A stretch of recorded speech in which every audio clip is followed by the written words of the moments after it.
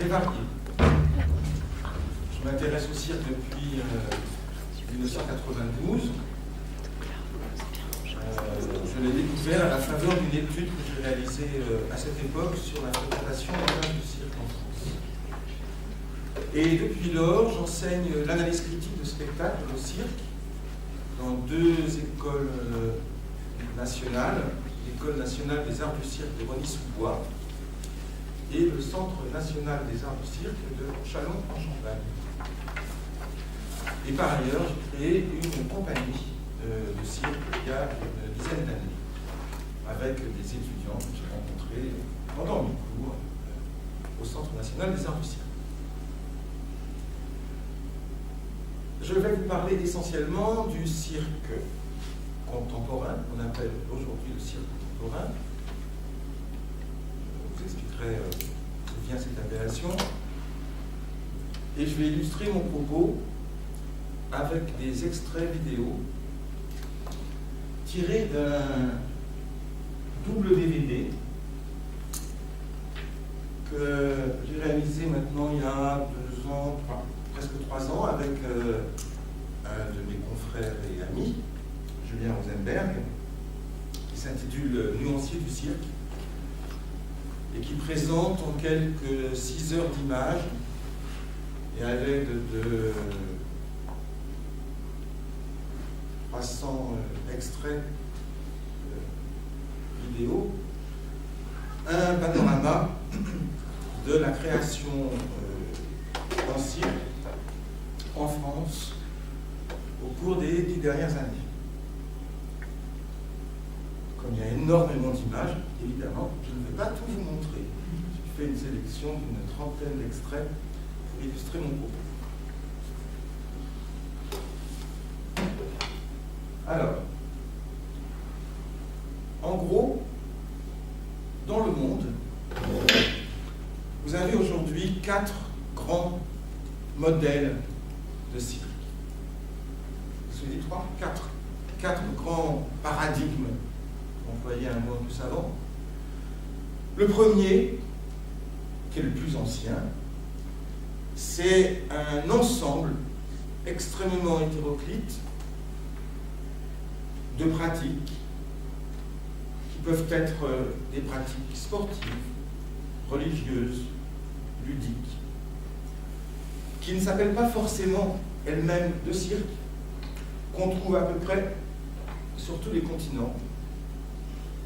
Alors, comme c'est un ensemble disparate, je donne quelques exemples. Bonsoir. Vous avez par exemple la tradition populaire, encore très vivace, des castels catalans. Ce sont des pyramides humaines géantes. Et très régulièrement, en été, sur les places publiques en Catalogne, vous avez essentiellement des hommes qui forment la base pyramide avec une vingtaine d'hommes qui en soutiennent une dizaine d'autres, qui en soutiennent une demi-douzaine d'autres, qui en soutiennent 3 autres, qui soutiennent finalement tout au sommet de la pyramide, en général, un enfant. Et c'est extrêmement répandu, extrêmement populaire. Vous avez des compétitions de ces fameux castels. Vous imaginez le Stade de France avec, en Catalogne certes, avec des dizaines et des dizaines de ces formations qui concourent donc, le but du jeu étant pour l'enfant de rester le plus longtemps possible en haut de la pyramide. Voilà, ça c'est un exemple d'une de ces pratiques, de cet ensemble qui comprendrait aussi les voladores mexicains. C'est une sorte de mat cocagne à laquelle montent des hommes essentiellement, vont décrocher là-haut des rubans et puis tournoient avec ces rubans autour du mât. C'est une pratique à la fois ludique mais d'origine religieuse. Tout aussi religieuse est la pratique très répandue encore en Mongolie de la contorsion. C'est rituel, là pour le coup c'est pratiqué uniquement par des femmes. Et puis vous avez des grandes traditions équestres, elles aussi éparses, en Géorgie, dans les pays arabes, en Mongolie. J'en oublie On peut considérer que le funambule, c'est-à-dire les traversées de câbles ou de cordes à très grande hauteur avec un balancier, c'est une de ces pratiques, pas forcément de cirque, qu'on trouve pas partout, mais qu'on trouve dans certains pays.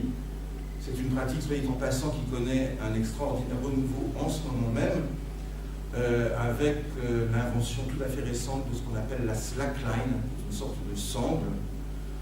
Donc ce n'est pas un câble, mais une sangle qu'on peut tendre entre deux arbres à très basse hauteur, mais qu'on peut aussi, par exemple, tendre au-dessus d'un fjord en Norvège à 1000 mètres de hauteur ou entre deux montagnes du Colorado. Et ça, c'est aujourd'hui extrêmement populaire, d'ailleurs, comme tous les sports de l'extrême. J'oublie évidemment, dans ce grand fourre-tout, plein de pratiques. On en découvre, à vrai dire, tous les jours. En 2011, a été classé au patrimoine universel immatériel de l'humanité une pratique coréenne qui s'appelle le jultagi, qui est une danse de cordes très très populaire là-bas, qui existe depuis le XIIe siècle et dont personne en gros n'avait entendu parler avant que l'UNESCO décide de classer d'inscrire cette pratique parmi la liste du patrimoine immatériel de l'humanité. Bref, ça c'est un premier ensemble de pratiques qu'on ne dit pas forcément de cirque, mais qui ont toutes en commun d'être très rares, de mettre en jeu le corps et des techniques corporelles très très sophistiquées. Ça c'était le premier grand paradigme. Le deuxième, vous le connaissez parfaitement, c'est ce qu'on pourrait appeler le spectacle de divertissement. Alors, le grand spectacle de divertissement. Là-dedans, vous avez évidemment le cirque qui a été inventé en Europe. Aujourd'hui, on appelle le cirque traditionnel, mais on ne l'a pas toujours appelé comme ça. Entre 1768, qui est sa date de naissance reconnue par les historiens, et 1850, on l'appelle plutôt théâtre équestre. C'est un genre qui mêle des exercices d'équitation, des facéties clownesques, de l'acrobatie. C'est ce qui a donné naissance donc à notre genre tout à fait européen de cirque. Les historiens estiment qu'on ne peut véritablement parler de la naissance du genre cirque qu'à partir de 1850. Et jusqu'en 1985, ce fameux cirque traditionnel, c'était le cirque tout court. L'appellation traditionnelle est venue. C'est un genre de spectacle que vous connaissez bien, c'est le cirque de notre enfance, c'est un spectacle dont la fonction principale est la distraction, le divertissement, qui n'a pas d'autre propos que de distraire et de mettre en valeur des exploits, pour ainsi dire, surhumains, c'est-à-dire des pratiques minoritaires, rares, qui demandent un entraînement physique très long et qui se suffisent à eux-mêmes, avec une structure de spectacle que vous connaissez bien, succession de numéros, sans lien logique entre eux, présentant une variété de numéros, avec ce que les puristes appellent des fondamentaux, c'est-à-dire que dans un spectacle de cirque classique ou traditionnel, il faut absolument des numéros de dressage, de chevaux, si possible d'animaux sauvages ou exotiques, de la jonglerie, de l'acrobatie, au sol et aérienne, et des clowns entre ces numéros pour alléger les tensions. Donc dans ce grand modèle du cirque à grand spectacle,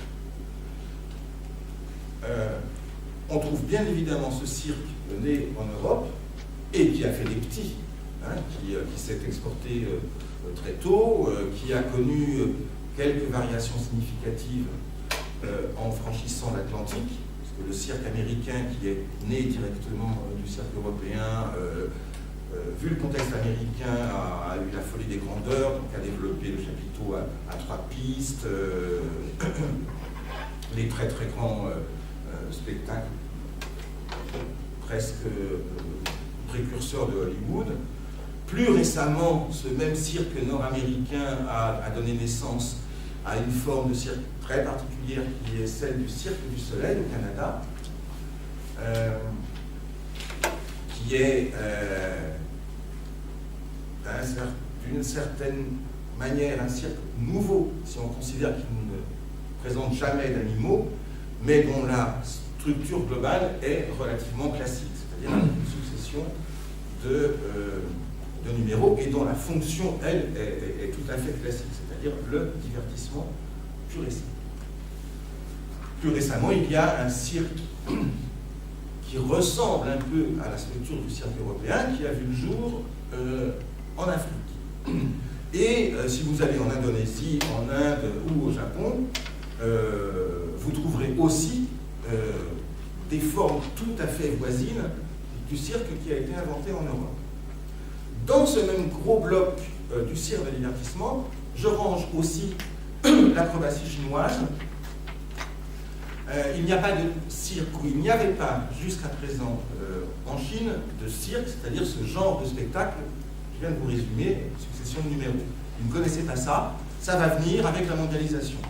En revanche, en Chine, et depuis au moins 6000 ans, il y a des villages entiers, pour ne pas dire des villes entières qui sont consacrées au cirque, donc tous les habitants font du cirque, et il y a une tradition de la présentation, du montage de spectacles uniquement à base d'acrobatie. Et soit dit en passant, je n'y reviendrai pas, le niveau technique des artistes chinois aujourd'hui, d'une part parce qu'il est très très ancien, parce que la tradition est très très ancienne, mais aussi depuis que Mao Tse-tung, dès 1949, a organisé la profession d'acrobate, ce niveau technique est encore aujourd'hui inégalé et probablement inégalable encore pour longtemps.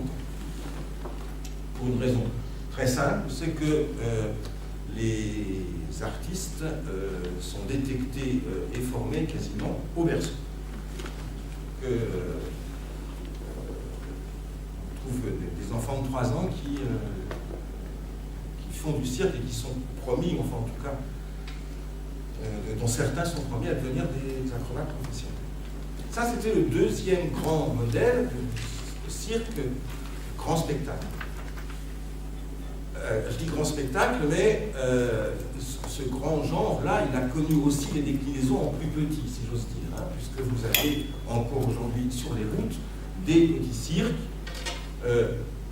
gitans ou pas, qui conservent la structure d'un spectacle de divertissement avec les numéros qui se suivent, mais évidemment sans les moyens grandioses des grands cirques que sont aujourd'hui le Cirque du Soleil, principale entreprise de cirque mondial. Il y a 3000 personnes qui travaillent au Cirque du Soleil. C'est une des entreprises les plus florissantes du Canada. Ou comme chez nous en France, le Cirque Pinder, qui est la principale enseigne de cirque. Mais vous avez donc aussi des petits cirques, notamment en France, un cirque qui est relativement connu, qui est le cirque romanesque, le cirque gitan, qui, pour si petit soit-il, si modeste soit-il dans ses ambitions, n'en a quand même pas moins représenté la France,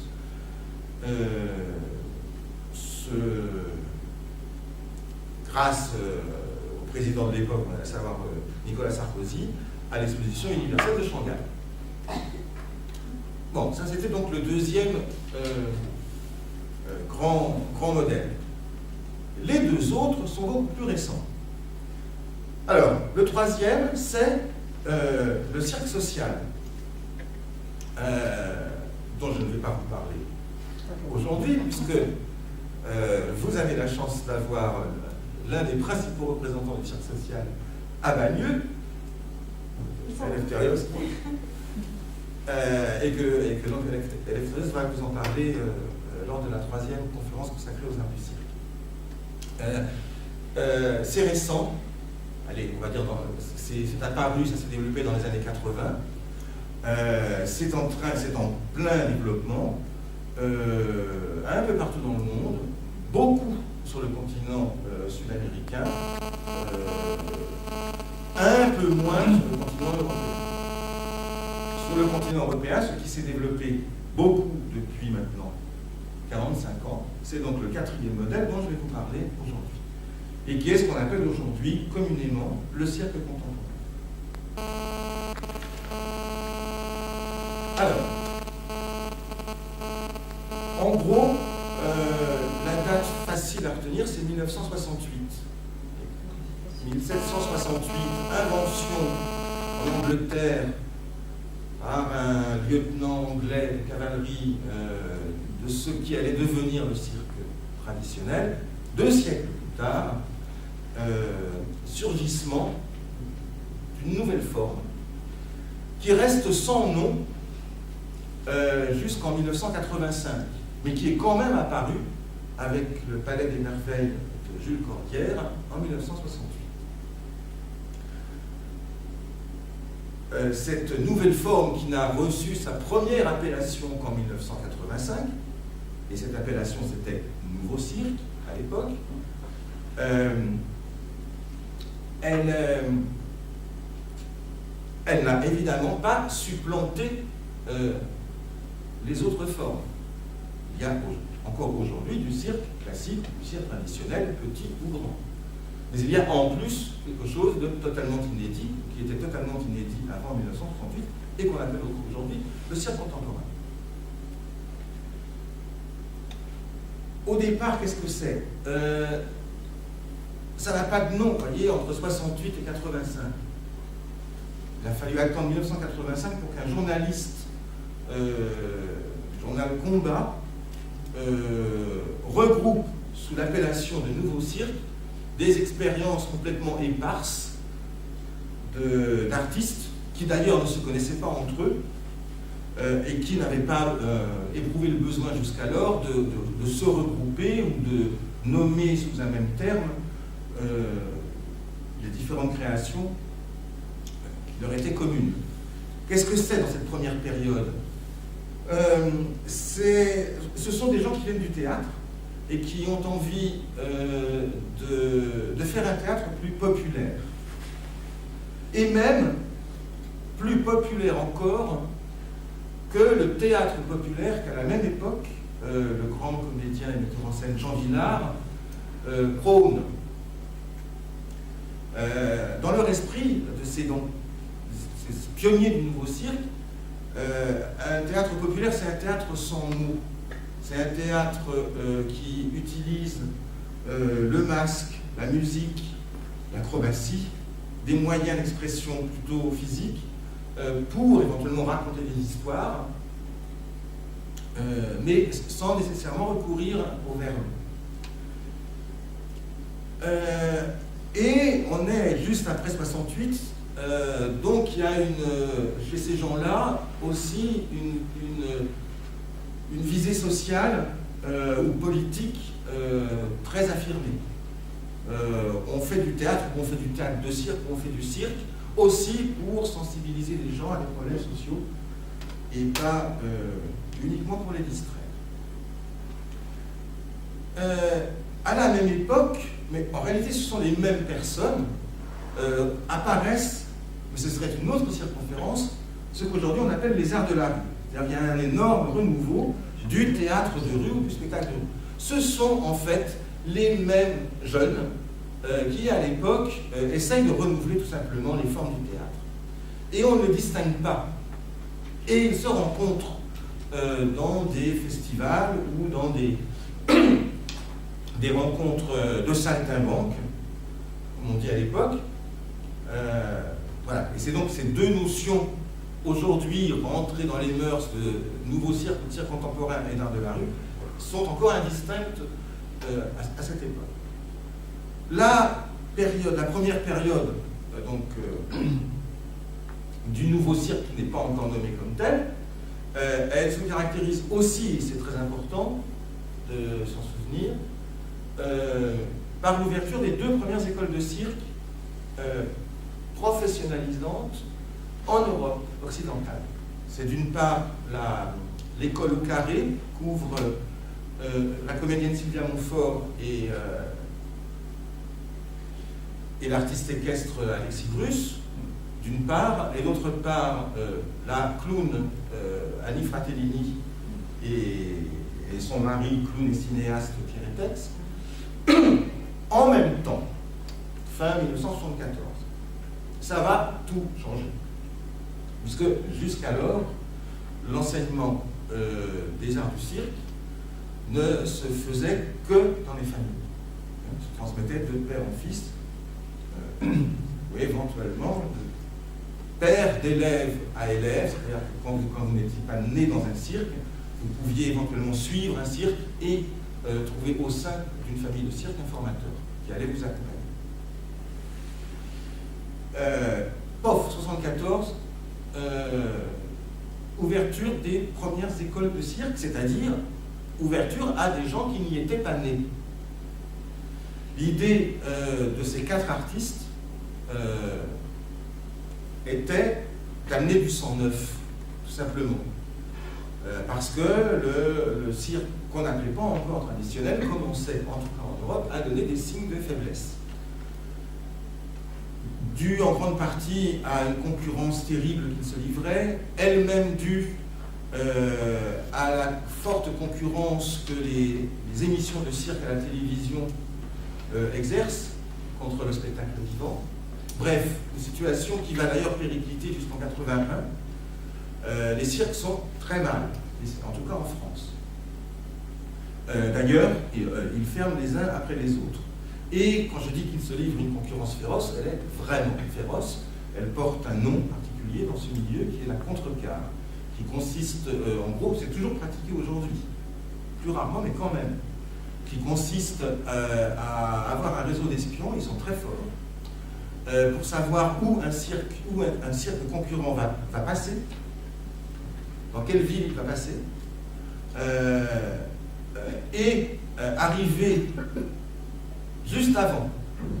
Donc, une pratique de contrecarre assez courante, c'est d'apposer sur les affiches d'un concurrent un bandeau masquant le nom de l'enseigne, le remplaçant par le nom de sa propre enseigne. Le public y voit du feu parce que de toute façon, le cirque, c'est le cirque. C'est-à-dire que les affiches sont toutes exactement sur le même modèle, avec soit un lion rugissant, soit un visage de clown. Et le spectateur, on le sait depuis l'enquête de 1992 que j'ai conduite, de toute façon va au cirque, voir du cirque, et se moque éperdument du nom de l'enseigne.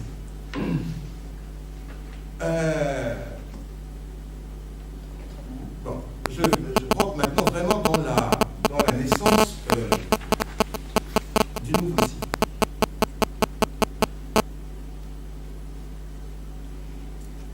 L'histoire du nouveau cirque, ou maintenant, comme on dit, du cirque contemporain, est absolument indissociable de la politique culturelle. Il est né en France, incontestablement, même si, à la même époque, c'est-à-dire les années 70, il y avait, à droite à gauche, en Australie, au Brésil, déjà des artistes qui avaient, comme leurs homologues, leurs collègues français, cette même idée d'un théâtre populaire, accessible, et surtout d'un cirque de création, c'est-à-dire un cirque capable de créer des œuvres. De même qu'un chorégraphe crée des œuvres, un cinéaste crée des œuvres, un écrivain crée des œuvres. Pourquoi le cirque devrait-il être voué à ne faire que du cirque que l'on va voir au cirque, dans un programme qui ressemble à s'y méprendre, de par sa structure, à celui du concurrent. Mais même si, à la même époque, dans certains pays, on a un ou deux artistes, une petite compagnie comme ça, qui essaye de renouveler le cirque, pendant très très longtemps, ces compagnies, ailleurs, en Australie ou au Brésil, vont rester absolument inaperçues.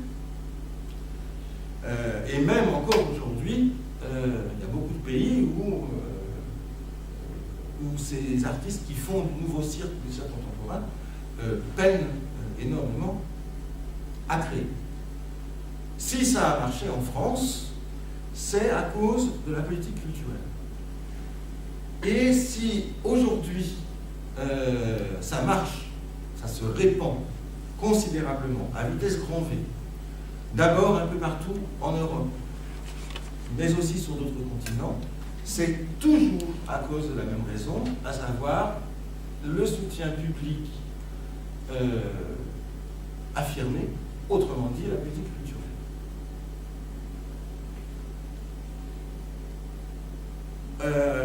Alors tout a basculé en France.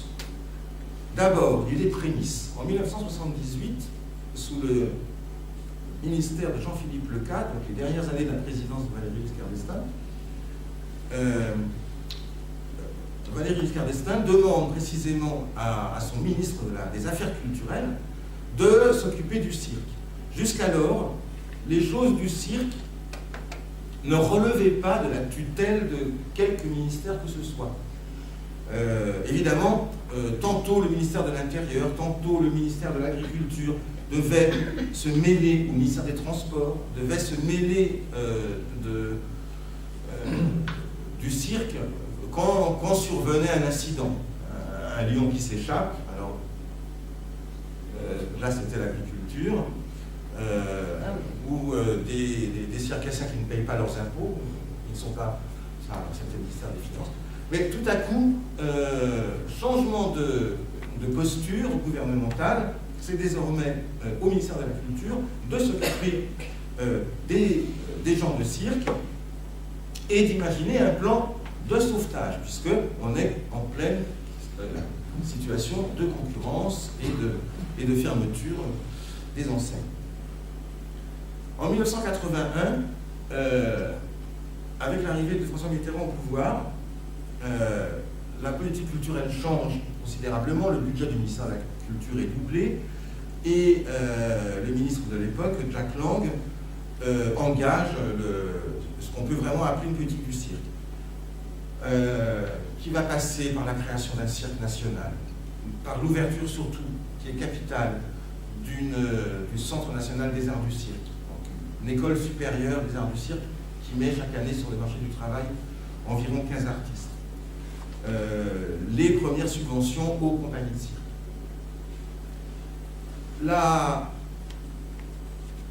L'action décisive, ça a été la création du CNAC, du Centre national des arts du cirque, c'est-à-dire d'une école supérieure.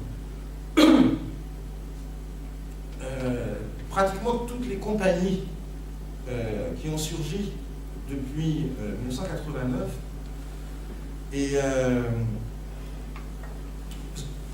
pas toutes, mais le plus grand nombre d'entre elles ont été créées par d'anciens étudiants du CNAC. Donc la meilleure manière de renouveler le paysage de la création, on l'a très vite compris, c'est de créer une école supérieure des arts du cirque. C'est extrêmement cher, une école supérieure des arts du cirque. C'est comparativement à d'autres écoles supérieures d'art, ou même à l'école du cinéma, c'est par tête de pipe, par étudiant, l'école la plus chère. Vous ne saviez pas, aux impôts, quand ils servent à la formation d'un artiste de cirque, c'est un investissement que vous faites sur des individus très très particuliers. Ce qui rend l'école très très chère, c'est que les enseignements sont individualisés. Un jongleur ne peut pas être formé par un professeur d'acrobatie ou de trapèze. Donc, si vous avez 15 étudiants qui ont 15 spécialités différentes, il faut au minimum que vous ayez 15 profs de spécialités différentes. On s'est rendu compte donc que la clé absolue de modification du paysage artistique, c'était la création d'une école supérieure. Et c'est la raison pour laquelle, à l'imitation de la France, depuis maintenant une dizaine d'années, d'autres pays européens, quand ils veulent monter une politique du cirque, commencent toujours par ça, par la création d'une école supérieure. La France peut se permettre, c'est un très grand pays, peut se permettre d'avoir une école supérieure. En réalité, elle en a 3 maintenant. C'est un investissement beaucoup plus difficile à faire pour un petit pays comme la Belgique, comme le Danemark, comme la Finlande. Mais néanmoins, ils le font. En 2000, la ministre de la Culture de l'époque, enfin les 2 ministres qui sont succédés, c'était Catherine Trottmann et Catherine Tasca, ont décidé une nouvelle étape de la politique française en faveur du cirque, avec l'année des arts du cirque, qui en réalité a été à cheval entre 2001 et 2002. Et pendant cette année, ont été créées en France un nombre incroyable de structures nouvelles, absolument uniques au monde, encore aujourd'hui, que sont les pôles nationaux des arts du cirque. Vous en avez un à côté, à Antony. Et il y en a une douzaine en France. Ce sont des structures qui sont exclusivement consacrées à la création, c'est-à-dire à l'aide aux artistes, à la production de spectacles, à la diffusion de spectacles, dans une programmation continue ou dans des festivals, et puis à l'action, à la sensibilisation aux arts du cirque. Des gens qui vont me demander des conférences, c'est dans leur mission. Ces structures il y en a un petit peu partout en France,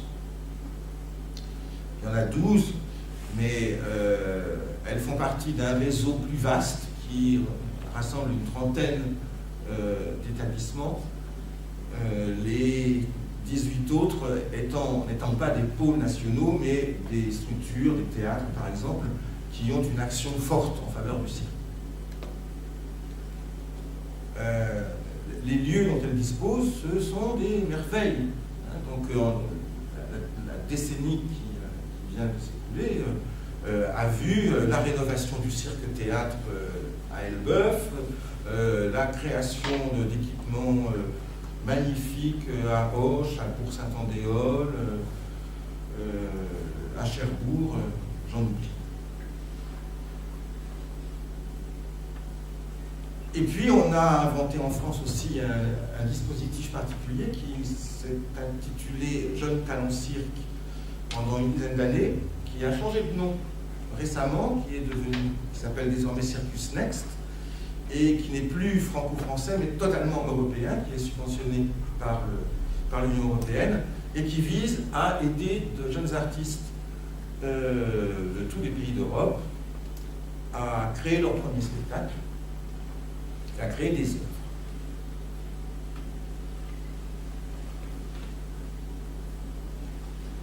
Alors,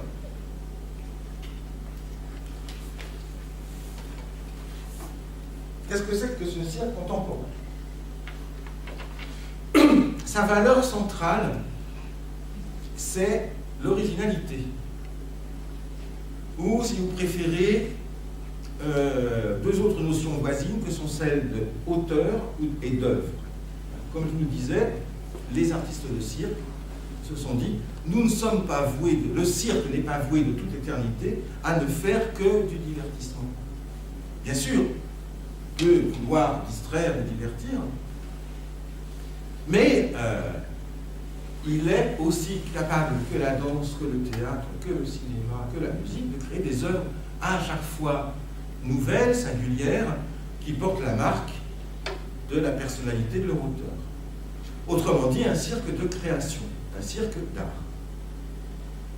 Qui dit cirque d'art dit éventuellement qu'on peut imaginer des œuvres qui ne sont pas faites pour les enfants. Qui ne sont pas destinées à être vues en famille ou vues avec des enfants. Ou au contraire, on peut imaginer comme en littérature, des œuvres qui sont faites expressément pour les enfants, par exemple. Bref, c'est la notion d'originalité qui est, comme dans tous les autres arts, centrale. Alors, retenez ça. La deuxième idée, c'est que grâce au talent des artistes, évidemment, grâce au soutien public, grâce aussi à des phénomènes sociaux, peut-être même anthropologiques, très puissants et très difficiles à identifier, il y a un engouement considérable pour le cirque depuis une trentaine d'années. Et il se traduit par une augmentation constante, régulière, du nombre des artistes, du nombre des étudiants dans les écoles de cirque supérieures, mais aussi du nombre de gamins qui veulent faire du cirque dans les écoles de loisirs, et donc évidemment du nombre des écoles de loisirs. Et évidemment, le nombre des spectacles augmente, et aussi, fort heureusement, le nombre des spectateurs. Donc tous les indicateurs sont à la hausse, et depuis plus de 10 ans, ça continue, ça se confirme. Alors en ce qui concerne les spectacles, vous avez cette équation très simple. Originalité plus quantité égale diversité. Puisque les artistes font tous cette notion centrale d'originalité, et que leur nombre augmente, eh bien, la résultante, c'est une diversification croissante du paysage des œuvres. Dans ce double DVD, il y a quelques 300 extraits, mais qui représentent quoi? À peine 10% de la création des 10 dernières années, en France seulement. C'est vous dire que ce paysage, maintenant, il est incroyablement différent. Et il l'est de plus en plus. Forcément, parce que ce sont des œuvres, des univers singuliers. Alors peut-être est-il encore moins divers que ne l'est aujourd'hui le cinéma. C'est sûr que le cinéma, si vous prenez le genre horreur, vous pouvez encore le décomposer en film de vampires, film catastrophe, bref, en plein de sous-genres. Alors peut-être que le cirque n'est pas encore arrivé à ce stade de l'hyper-diversité qu'on connaît dans d'autres domaines. En tout cas, il est très divers. Je vais donc maintenant essayer de vous donner un aperçu de cette diversité en vous montrant des choses assez différentes qui forment le paysage du cirque.